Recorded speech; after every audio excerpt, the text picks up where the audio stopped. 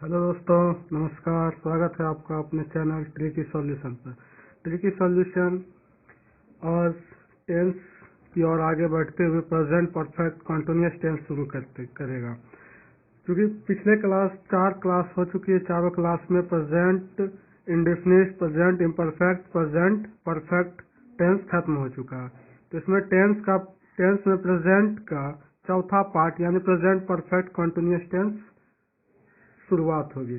तो present perfect continuous tense में हम लोग पहले सीखेंगे कि आखिर ये कहते किसको हैं और इसमें जो है नियम क्या है इनका, कि कैसे पहचानेंगे कि प्रेजेंट परफेक्ट कंटिन्यूअस है। हिंदी के स्ट्रक्चर को देख के, यानी हिंदी के वाक्य को देख के, या कुछ इंग्लिश के सब वाक्य को देख के, यानी इंग्लिश के कुछ वाक्यों के कुछ शब्दों को देख के। तो चलिए शुरू करते हैं। शुरू करने से पहले अगर आप हमारे पिछले क्लास नहीं देखे हैं तो जाके जरूर देख लीजिए और हमारे वीडियो को लाइक कीजिए, ज़्यादा से ज़्यादा शेयर कीजिए और सब्सक्राइब कीजिए। तो चलिए शुरू करते हैं प्रेजेंट परफेक्ट कंटिन्यूअस टेंस में कि आखिर प्रेजेंट परफेक्ट कंटिन्यूअस टेंस कहते किसको हैं।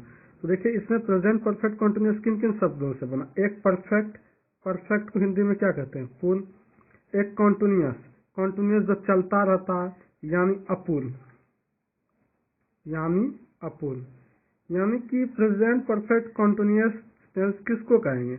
वैसे टेंस को जिसमें कुछ पूर्ण, किसी भी कार्य का पूर्ण और अपूर्ण दोनों तरह से बात बताया जा रहा हो। जिसमें जैसे एक एग्जांपल हम लोग लेके देखते हैं। सीता गीत गाती रही है। देखिए, इसका एक तो एक्शन तो परफेक्ट है कि हाँ वो गीत गा रही है, गाती रही है। एक निश्चित समय में शुरू हुआ, एक निश्चित समय में जाके एंड होगा ही होगा, तो परफेक्ट हुआ ही हुआ। लेकिन ये कंटिन्यूअस भी है, रही है। अब कब तक ये चलता रहेगा इसका कोई निश्चित नहीं है, यानी अपूर्ण है। पूर्ण होते हुए भी अपूर्ण है, इसीलिए इसको प्रेजेंट परफेक्ट कंटिन्यूअस टेंस कहते हैं। और इनका डिफाइन भी यही होगा कि an action which is not determine when is started and when is and, यानी कब स्टार्ट होगा कब एंड होगा उसका कोई डिटर्मिनेशन, कोई निश्चित नहीं हो, उसे हम लोग प्रेजेंट परफेक्ट कंटिन्यूअस टेंस कहते हैं। चलिए अब हम लोग देखते हैं, ये तो समझिए कहते किसको हैं। लेकिन अगर हिंदी में वाक्य अगर मिल जाए तो कैसे जानेंगे कि प्रेजेंट परफेक्ट कंटिन्यूअस टेंस का ही स्ट्रक्चर से बनेगा। तो देखते हैं हिंदी में इसका क्या होगा। तो लिखिए, हिंदी में पहचानने का नियम। हिंदी में हम लोग कैसे पहचानेंगे? तो हिंदी में हम लोग पहचानेंगे, देखिए कैसे। जिस हिंदी वाक्य के क्रिया के अंत में ता रहा है, पी रही है, पे रहे हैं इत्यादि लगा रहे, उसे क्या कहेंगे? उसे प्रेजेंट परफेक्ट कंटिन्यूअस टेंस में समझा जाता है। यानी ऐसा वाक्य जिसके हिंदी वाक्य के क्रिया के अंत में आपको क्या मिल जाएगा? ये ता रहा है, ती रहे हैं, ते रहे हैं, तो उन सबको हम लोग क्या कहेंगे? तो प्रेजेंट परफेक्ट कंटिन्यूअस टेंस में समझेंगे, प्रेजेंट परफेक्ट कंटिन्यूअस टेंस वाले वाक्य कहेंगे। तो अब इसको बनाएंगे कैसे? तो बनाने के लिए देखिए इसका स्ट्रक्चर। जिस तरह सब में हम लोग पहले सब्जेक्ट लिखते थे, स्ट्रक्चर टू ट्रांसलेट करने का स्ट्रक्चर क्या होगा? तो ट्रांसलेट करने का स्ट्रक्चर होगा, आपको पहले सब्जेक्ट लिख देनी है। ठीक। अब देखिए, परफेक्ट के लिए हम लोग क्या करते थे? हैव लगाते थे, सेम लगाएंगे।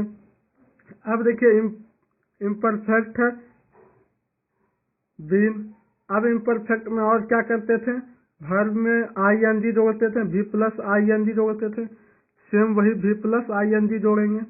उनके बाद क्या, उनके बाद प्लस में ऑब्जेक्ट यानी कर्म, यानी पहले कर्ता लिखेंगे जो कार्य करेगा, फिर हैज या हैव, फिर बीन, फिर plus V1 plus ING plus object. तो देखते हैं अब जो ऊपर लिखे थे हम लोग, क्या था ऊपर देखिए, सीता गीत गाती रही है ना, यही। तो इनको कन्वर्ट करते हैं हम लोग, सीता गीत गाती रही है, इसको देखिए यहाँ पे देख लीजिए, यहाँ पे हम लोग ट्रांसलेट करते हैं इसको। तो सीता गीत गाती रही है, एक्शन यहाँ करने वाला कौन है, सीता। कौन सा एक्शन कर रही है, तो गाती। देखिए एक्शन किसको कहते हैं, क्रिया को। क्रिया किसको कहते हैं, जिससे किसी भी कार्य का करना होना समझा जाए, यानी जिसमें के भी अंत में अगर ना देख लीजिएगा वो क्रिया होता है ना। जैसे खाना पीना, सोना, हारना, जीतना, गाना, नहाना, धोना, पहनना, सोना, जितना भी है, ना अगर लग गया सिवाय 2-3 चीज के, जैसे एक्सेप्शन में नाना हो गया, ये एक सोना गोल्ड होता है, ये सब छोड़ा के बाकी जितने कि अंत में ना धातु लग गया आपका, वो सारे वर्ब कहला जाते हैं। ठीक, तो चलिए अब उसको कन्वर्ट करते हैं। तो पहले स्ट्रक्चर में क्या है, सब्जेक्ट। तो सब्जेक्ट मेरा क्या है, सब्जेक्ट है सीता, सीता लिख दिए। अब क्या कह रहा है, हैज या हैव। तो आपको बताए थे हैज किनके साथ, हैव किनके साथ, हैज बताए थे थर्ड पर्सन सिंगुलर नंबर के साथ। अगर आप लोग को नहीं पता तो प्रीवियस क्लास जाके देख लीजिए, उसमें हम बताए हैं। अब देखिए सीता लिख दिए यहाँ, सीता के साथ हैज क्योंकि थर्ड पर्सन सिंगुलर नंबर है। अब उसके बाद क्या, बिन। बस चेंज सिर्फ आपको हैज हैव ही करना है, बाकी सबके साथ बिन लगेगा, सबके साथ भी लगेगा, सबके साथ ऑब्जेक्ट लगेगा। तो हैज हैव जान गए किसके साथ लगाएंगे, हैज सिर्फ थर्ड पर्सन सिंगुलर नंबर के साथ ही लगाएंगे, यानी किसके साथ, तो सिर्फ ही, शी, इट और वन नेम के साथ लगाएंगे। बाकी सबके साथ क्या लगाएंगे, तो बाकी सबके साथ लगाएंगे हम लोग हैव, बाकी सबके साथ हम लोग हैव लगाएंगे। तो चलिए देखते हैं, सीता हैज बीन हो गया। अब क्या, बीन भी लगा दिए। अब वर्ब है, वर्ब क्या है, तो गाती यानी गाना, सिंग। एक गाना हो जाता है गीत जो हम लोग गाते हैं सॉन्ग, एक गाना हो जाता है जो कि एक्शन है, गाना जो भी हम लोग गाते हैं। तो क्या हो जाएगा, सिंग, सिंग का भी फॉर सिंगिंग, तो सिंग का सिंगिंग, SINGING सिंगिंग। तो उसके बाद क्या, सॉन्ग, तो ए सॉन्ग। अब आप लोग कमेंट बॉक्स में बताइएगा कि ए यहाँ क्यों लगा है, ए यहाँ क्यों लगा है, जबकि गीत का तो सिर्फ सॉन्ग होता है। तो ए इसलिए लगा है क्योंकि एक बार में तो एक ही ना गीत गाएगा, 8-10 तो गीत नहीं गाएगी। तो सीता एक बार में एक ही गीत गाएगी, इसीलिए हम लोग ए दिए हैं। ठीक, आई होप आपको समझ में आ रही होगी। अगर समझ में नहीं आ रहा होगा तो कमेंट बॉक्स में हमको जरूर बताएं कि यहाँ पे हमको समझ में नहीं आया, ताकि नेक्स्ट क्लास में हम रिपीटेशन के वक्त उस चीज को ध्यान में रखते हुए बताते जाए। तो चलिए फिर, ये हो गया एडजेक्टिव यानी सिंपल सेंटेंस का। अब हम लोग देखते हैं अगर निगेटिव दिख गया तो निगेटिव के लिए स्ट्रक्चर क्या होगा। निगेटिव सेंटेंस के लिए स्ट्रक्चर, तो निगेटिव सेंटेंस के लिए स्ट्रक्चर क्या रहेगा, बस सेम रहेगा। इसके साथ हम लोग सिर्फ नोट लगा देंगे, जैसे subject plus has, have plus been plus not. नहीं, यहीं पे ये बीन जो है एक तरह से वर्ब का भी काम, वर्ब ही है, ये भी वर्ब का थर्ड फॉर्म है। बी का, बी एक वर्ब होता है ना, बी मीन्स होना होता है उसी का। तो पहले यहीं पे नोट लगाएंगे, तब बीन, ठीक, तब फिर बिफोर, उसके बाद लगाएंगे प्लस में ऑब्जेक्ट। बस सेम वही रूल होगा। अब इसी में कोई एग्जांपल ले लेते हैं, राम पटना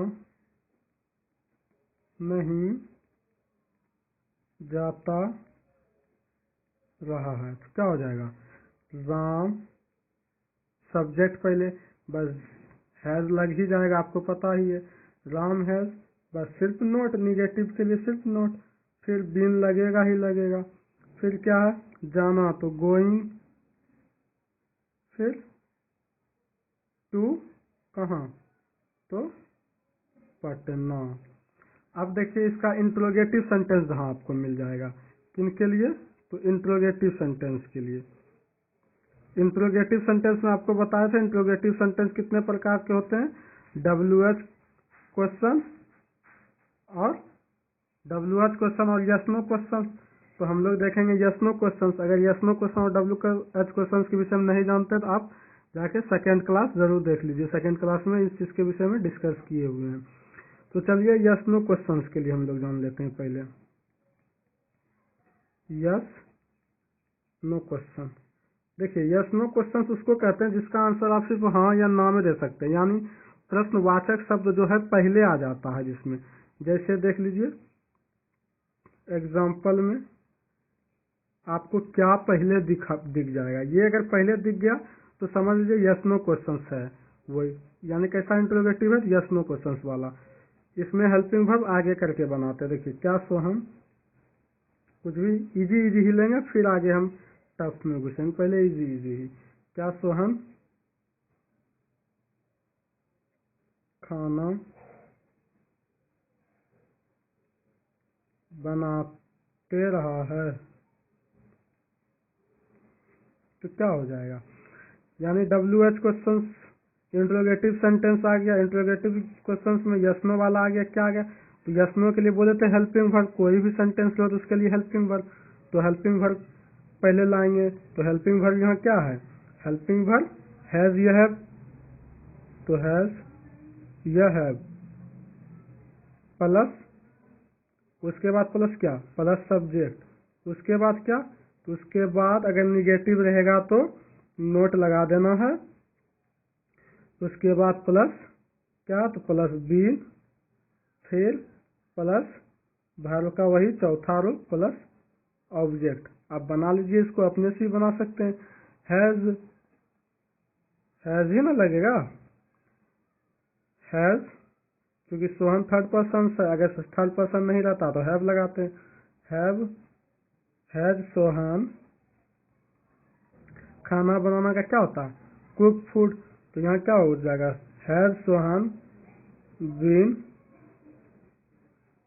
कुकिंग फूड, क्योंकि यहाँ वर्ब का चौथा रूप लगेगा इसलिए कुकिंग फूड।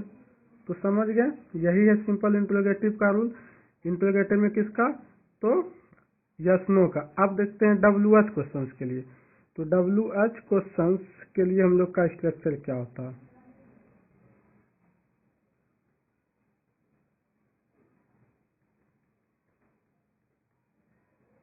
अगर आपको वीडियो में कहीं कोई त्रुटि मिल रहा हो तो उनको जरूर कमेंट बॉक्स में बताएं, यह लैंग्वेज समझ में नहीं आ रही। तब देखिए WH क्वेश्चंस के लिए क्या करते हैं, बस WH क्वेश्चंस के लिए जिस तरह सेम का था ना स्ट्रक्चर, उसी तरह इसको भी WH वर्ड को पहले हम लोग लिखेंगे इंग्लिश में, WH वर्ड को इंग्लिश में लिखेंगे, उसके बाद प्लस क्या, तो प्लस हेल्पिंग वर्ब, हैज या हैव, उनके बाद क्या, तो उनके बाद प्लस सब्जेक्ट, फिर प्लस बीन, अगर नोट दिख जाएगा तो यहाँ पे नोट, ठीक, been plus before plus object. अब देख लीजिए क्या है, कोई भी उठा लीजिए, मैं खाना खाता रहा हूँ, तो क्या हो जाएगा स्ट्रक्चर में WH वर्ड का, मैं खाना क्यों खाता रहा हूँ, ठीक। WH देखिए WH वर्ड और WH क्वेश्चन क्या होता है, इसमें आपको हाँ या ना के अलावा कोई जवाब देना पड़ेगा। इसमें क्या होता था, हाँ या ना में ही दीजिएगा जवाब। जैसे क्या सोहन खाना बनाते रहा, तो बनाते रहा होगा तो बोलिएगा हाँ या नहीं, फिर यही सेंटेंस को दोहराइएगा। लेकिन इसमें क्या होगा, यही सेंटेंस को आप नहीं दोहराइएगा, ना ही हाँ या ना में जवाब दीजिएगा, आपको कुछ और बोलना पड़ेगा। जैसे देख लीजिए, मैं खाना क्यों खाता रहा हूँ, इसके बाद कोई आंसर देंगे, क्योंकि मैं भूखा हूँ, मुझे खाना अच्छा लगता है, हाँ ऐसे बोलेंगे, हाँ ना ऐसा लगेगा तो क्या लगेगा, कुछ क्या आंसर दे रहा नहीं दे रहा।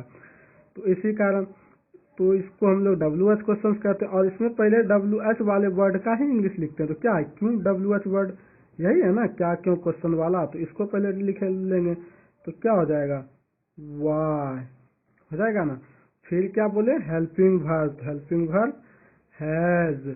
फिर क्या, फिर है यहाँ सब्जेक्ट, तो सब्जेक्ट में आई, आई जहाँ भी लिखिएगा वहाँ कैपिटल ही रहेगा, तो वाई हैज आई। फिर है खाता रहा हूँ, ठीक, तो क्या वाई हैज आई बीन, क्योंकि सब्जेक्ट के बाद बीन। फिर वर्ब का चौथा रूप यानी ईटिंग, फिर ईटिंग के बाद क्या, ईटिंग फूड, क्योंकि भोजन खाना का ईटिंग फूड, और यहाँ प्रश्नवाचक देने नहीं भूलिएगा। तो ठीक है दोस्तों, समझ में आया आपको यहाँ तक, एक बार रिवीजन कर लीजिए अपने से, देख लीजिए। प्रेजेंट परफेक्ट कंटिन्यूअस टेंस किसको कहेंगे, तो जिसमें पूर्ण अपूर्ण दोनों की बात हो रहा है। परफेक्ट से भी पता चलता है पूर्ण, और कंटिन्यूअस में अपूर्ण। कंटिन्यूअस को हम लोग इम्परफेक्ट भी कहते हैं, ठीक। आप इम्परफेक्ट टेंस को प्रेजेंट कंटिन्यूअस टेंस भी कह सकते हैं, ठीक। जैसे एग्जांपल में देख लिए हम लोग ये वाला। फिर इसको हिंदी में कैसे पहचानेंगे, जिसमें आपको हिंदी वाक्य के क्रिया के अंत में, किसी के अंत में नहीं, क्रिया के अंत में आपको ता रहा है, ती रही है, ते रहे हैं दिखाई दे, तो उसको हम लोग प्रेजेंट परफेक्ट कंटिन्यूअस टेंस में समझेंगे। स्ट्रक्चर आपको ट्रांसलेट करने का कैसा है, तो ट्रांसलेट करने के लिए हम लोग क्या करेंगे कि हैज, सब्जेक्ट के साथ हैज या हैज किसके साथ, तो ही सी इट और एक नाम के साथ, हैव आई यू दे, ये सब जितना है उन सब के साथ क्या, या एक से ज्यादा नाम हो जाए, सोहन एंड गीता, रोहन मोहन, इस तरह, तो है। फिर बिन सभी के साथ, वर्ब का चौथा रूप सभी के साथ, ऑब्जेक्ट रहा तो ऑब्जेक्ट सभी के साथ, ऑब्जेक्ट के बाद भी कुछ रहा तो उनका फिर आगे लिखेंगे। फिर निगेटिव सेंटेंस के लिए क्या रहेगा, हैज हैव बीन सब्जेक्ट के साथ बस नोट लगा देना है, ठीक। इंट्रोगेटिव में यस नो रहा तो बस आपको हैज हैव आगे कर देना है, और डब्ल्यू एच वर्ड वाला रहा तो सेम स्ट्रक्चर, बस खाली डब्ल्यू एच को आपको पहले लिख देना है और उसके बाद हेल्पिंग वर्ब को, बाकी सभी सारे इसी तरह लिख देंगे। तो आई होप आपको समझ में आ रही होगी। अगर समझ में नहीं आ रहा हो तो कमेंट बॉक्स में बताएं कि यहाँ पे समझ में नहीं आ रहा, ताकि हम नेक्स्ट क्लास में आपका प्रॉब्लम को रिजॉल्व करें, ठीक। तो धन्यवाद दोस्तों, हमारी वीडियो को ज़्यादा से ज़्यादा लाइक करें, सब्सक्राइब करें और शेयर करें।